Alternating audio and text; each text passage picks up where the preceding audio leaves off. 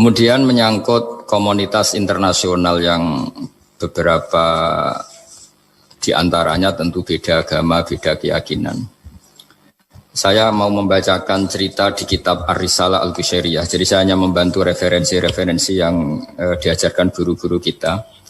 Ar-Risalah Al-Qushairiyah adalah kitab kesayangan Mbah Maimun karena dulu mbah beliau dapat ijazah dari Sayyid Umar Sato, kakaknya Sayyid Abi Bakar Sato yang punya kitab I'anatul Thalibin. Dan kitab itu dibawa ke Indonesia sampai ke saya sebagai murid beliau. Di antara yang disebut dalam Ar-Risalah Al-Qushairiyah ini Thariqatu Ahlil Ilm, kitab Ar-Risalah Al-Qushairiyah itu. Saya baca nasnya atau ibaratnya atau teksnya. Sami'tu ba'dal ulama yaqulu istadhafa majusiyun Ibrahim al-Khalil alaihi salam faqala bisyarti antuslima. Famarral majusiyu fa'awhallahu ta'ala ilaihi mundu khamsina sanatan nut'imuhu ala kufri. Falau nawaltahu lukmatan min ghairi antu talibahu bitahyiri dini. Famado Ibrahim alaihissalam ala athari hatta adrakahu wa atadharu ilaihi fasalahu anis sabab fadhakara lahu dhalik fa aslamal majusiyu. Jadi suatu saat Nabi Ibrahim itu kan terkenal Abu Duyuf, orang yang mesti menservis tamu-tamu itu. Kita tahu dulu itu tidak ada warung, tidak ada hotel, tidak ada, ya pokoknya tidak ada mall. Sehingga kalau orang pergi itu kelaparan betul itu. Bahwa orang kaya pun kelaparan karena melewati padang pasir itu. Kalau sekarang kan orang mau sowan kiai makan dulu. Karena takutnya di rumah kiai kan makan sungkan. Jadi makan dulu nanti di kiainya tinggal pura-pura makan. Kalau dulu memang makan nih tamu itu wajib betul. Kalau enggak ya kelaparan betul tamu itu. Sehingga cerita suatu saat di antara tamu itu berakidah, berfaham majusi. Atau beragama majusi lah gampangannya itu. Terus Nabi Ibrahim enggak mau, saya mau ngasih makan syaratnya Anda harus Islam. Gitu. Akhirnya orang ini putus asa kemudian meninggalkan Nabi Ibrahim. Saat orang itu meninggalkan Nabi Ibrahim, Allah memberi wahyu ke Nabi Ibrahim. Orang itu umurnya 50 tahun dan dia hidup karena tak kasih makan. Terus kata Allah, mundu khamsina sanatan nut'imuhu ala kufri. Saya yang Tuhan saja ngasih makan dia 50 tahun tanpa syarat dia harus Islam. Kamu baru dimintai makan sehari mensyaratkan Islam. Walhasil terus Nabi Ibrahim ngejar orang majusi itu terus monggo-monggo makan di rumah saya. Singkat cerita terus orang majusi itu tanya kenapa Anda berubah pikiran. Terus Nabi Ibrahim cerita bahwa beliau ditegur Allah kemudian harus melakukan itu. Jadi cerita-cerita seperti itu banyak. Dulu kita dengar para kiai sering cerita ketika seorang Yahudi rumahnya diusir Amr bin As untuk pembangunan masjid. Ketika lapor ke Sayyidina Umar, masjid itu yang mengambil tanahnya orang Yahudi harus dikembalikan ke orang Yahudi. Dulu guru-guru kita juga sering cerita Sayyidina Ali itu pedangnya dicuri sama orang Yahudi. Ketika ketemu di pasar atau di jalan, kemudian Sayyidina Ali yakin itu pedangnya, dilaporkan ke Qadhi Syureh. Setelah itu Sayyidina Ali diminta buktinya apa, saksinya siapa kalau itu pedang Anda. Saksinya Hasan dan Husain. Tapi kata hakim, Sayyid Hasan Husain itu keluarga Anda, tidak sah jadi saksi. Zaman itu Sayyidina Ali masih berargumentasi, waqad qala Rasulullah sallallahu alaihi wasallam Hasanun wa Husainun sayyida syababi ahlil jannah. Tapi kata Imam Sureh tetap standar saksi itu tidak boleh dari keluarga. Singkat cerita, qadhinya itu pakai standar hukum usul fikih, al-qaulu qaulu sahibil yad. Yang dibenarkan adalah yang sekarang megang barang itu. Ketika enggak ada saksi, al-musaddaq yang dibenarkan al-qaulu qaulu sahibil yad, yang dibenarkan ya yang megang barang itu. Singkat cerita dimenangkan oleh orang Yahudi tadi. Setelah dimenangkan, Sayyidina Ali agak kecewa, masa seorang Amirul Mukminin sidang di pengadilan negeri kalah. Tapi orang Yahudi tadi akhirnya insaf, sadar sampai masuk Islam. Sampai beliau ngendikan, bihada taqumus sama wal ard. Karena ini langit dan bumi berdiri, karena keadilan itu. Jadi ini cerita-cerita referensi yang bisa menolong teman-teman siapapun berkomunitas internasional. Karena pikiran saya sederhana ya, al-ilmu yurisul ahwal. Ilmu itu melahirkan sikap. Jadi kalau kita punya referensi yang cukup tentang toleransi, insya Allah kita hidup di mana saja punya toleransi. Karena toleransi itu juga ajaran agama. Di antara yang diceritakan para guru-guru kita adalah ketika Nabi mau dibunuh oleh orang namanya Daksur. Atau Duksur siapa, enggak tahu KTP-nya saya. Kiai-kiai kalau baca Daksur.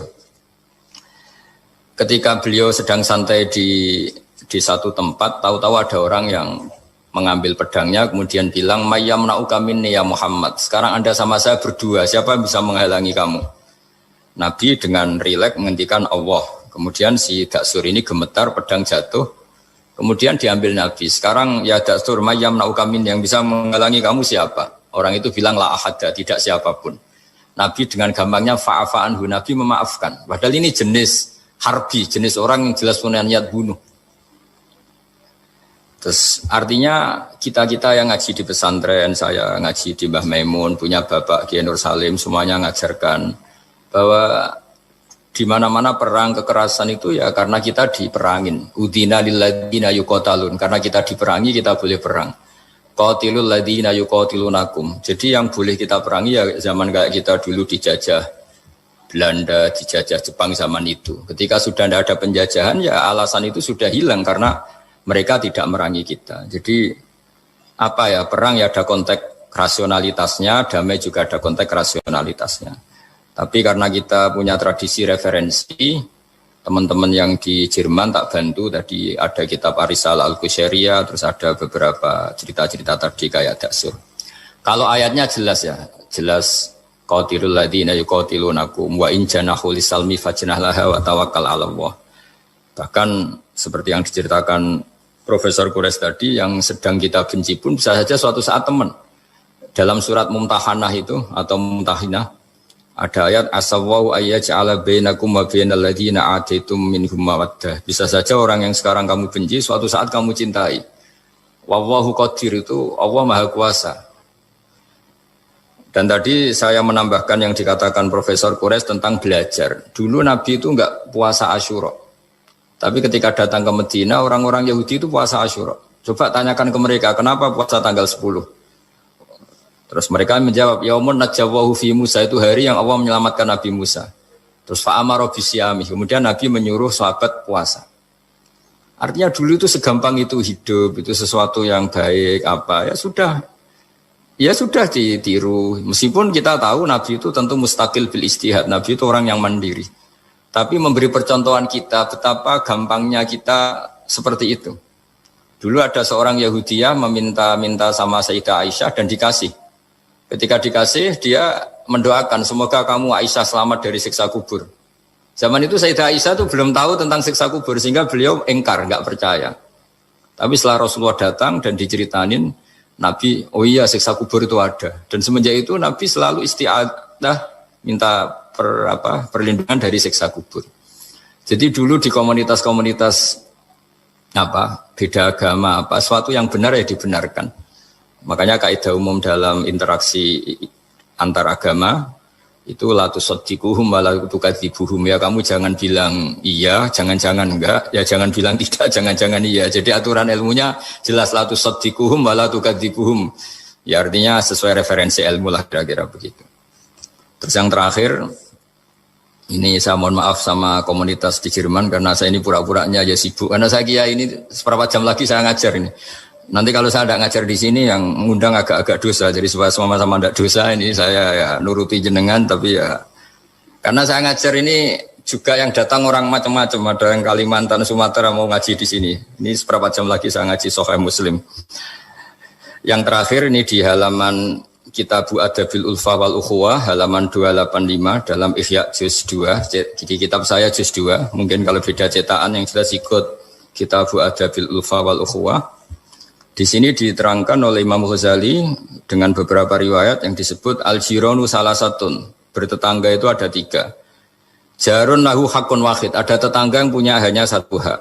Wa jarun lahu haqqani wa jarun lahu salah satu hukukin. Terus beliau cerita yang punya 3 hak itu ya tetangga, ya seagama, ya masih ada hubungan kerabat. Yang punya 2 hak ya tetangga, ya seagama. Terus wa amal ladzi lahu haqqun wahid fal jarul musyrik. Yang punya hak 1 itu tetangga yang beda agama. Jadi intinya tetap dikasih hak meskipun beda agama. Sampai diantaranya disebutkan juga di halaman 287. Imam Ghazali ngendikan beliau berfatwa dan beliau bercerita Rawahu Umar bin Shu'aib an Nabi an Jaddih anin Nabi. Terus qala Mujahid kuntu inda Abdillah bin Umar Wa ghulamun lahu yaslahu syatan faqala ya ghulam idza salakhta fabda bijarinal yahudi. Abdullah bin Umar itu sedang memasak kambing atau itu pembantunya ini sedang nguliti kambing. Itu pesannya Abdullah bin Umar, ya ghulam idza salakhta fabda bijarinal yahudi. Nanti jangan lupa tetangga kita yang Yahudi. Ini di Ihya halaman 287. Hanya cerita kebaikan. Jadi cerita-cerita perang itu ya karena kita diperangin, tapi ya kalau kita dibaikin ya baik, itu ajaran Islam. Hatta qala dzalika miraron. Faqala lahu lima taqulu hadza. Ini pembantunya juga enggak langsung menerima. Kenapa saking enggak mau nerimanya diulang-ulang lagi oleh Abdullah bin Umar. Faqala inna Rasulullah sallallahu alaihi wasallam lam yazal yusina bil jar hatta khashina annahu sayuwarrithu. Kenapa engkau melakukan itu ya Abdullah bin Umar? Terus beliau menjawab, Rasulullah itu selalu berpesan untuk berbuat baik sama tetangga. Tadi kita tahu kalau tetangga punya 3 hak, berarti seagama, ada hubungan kerabat, hakul jar, berarti 3. Ada yang seagama dan tidak punya hubungan kerabat, berarti punya 2 hak, yaitu satu agama dan kerabat. Ada yang punya 1 hak saja, ya tidak keluarga, tidak seagama, tapi karena tetangga itu juga tetap punya hak. Dan itu pun masuk kategori lam yazal yusina bil jar, termasuk orang-orang yang harus kita baikin. Ya kalau di Qur'annya kayak tadi ya, qatilul ladzina yuqatilunakum, boleh merangi ya yang merangi kita. Udzina lil ladzina yuqatalun, diberi hak merangi ya sama yang merangi kita, bukan yang tidak merangi kita. Terus waqala Hisam, kanal hasanu la yara ba'san antut imal jarul yahudiyya wan nasraniyya min udkhiyatik. Bahkan sebagian ulama di sini disebut Hasan Basri berpendapat kalau berkorban, kalau punya tetangga Yahudi yang butuh nggak apa-apa dikasih dagingnya. Ini di halaman Ihya 287 juz 2. Jadi dari cerita-cerita itu dan referensi-referensi itu, teman-teman di Jerman nggak usah khawatir lah. Kalau kiai-kiai kayak kita itu berfatwa nggak boleh berkomunitas internasional nanti takut begini-begini ndak lah. Kita bacanya ya sama seperti yang dibaca Profesor Kures, sama yang dibaca guru-guru kita. Jadi itu kalau boleh dikatakan sumbangan saya lah, bahwa di kita di pesantren itu ajaran-ajarannya juga seperti itu, dan tadi beberapa kita saya sebutkan halamannya supaya bisa dicari, supaya tidak kelihatan hoax, juga tidak bikinan saya gitu, supaya jelas itu. Dan saya mohon maaf karena nggak bisa ngikuti sampai selesai, tapi saya ngapresiasi, semoga jadi syawal yang baik, minal aidin wal faizin. Minal aidin artinya kita kembali menjadi ahli surga. Saya termasuk yang sependapat dengan kitab yang saya baca. Dulu kita ini ahli surga karena Nabi Adam lahirnya di surga dan diciptakan di surga. Karena satu kesalahan beliau harus kembali ke bumi. Dan setelah puasa itu selesai dan diterima, kita kembali ke ahli surga lagi. Maksud minal aidin, kita kembali lagi berstatus sebagai ahli apa? Surga. Dan itu dimulai dari saling memaafkan. Karena yang menghalangi masuk surga itu hak adami. Manusia itu kan paling kikir untuk memaafkan orang lain. Padahal kalau hak adami belum selesai itu Allah tidak mau memaafkan. Makanya syaratnya masuk surga harus kita saling memaafkan. Dengan cara seperti itu insya Allah kita minal aidin wal faizin.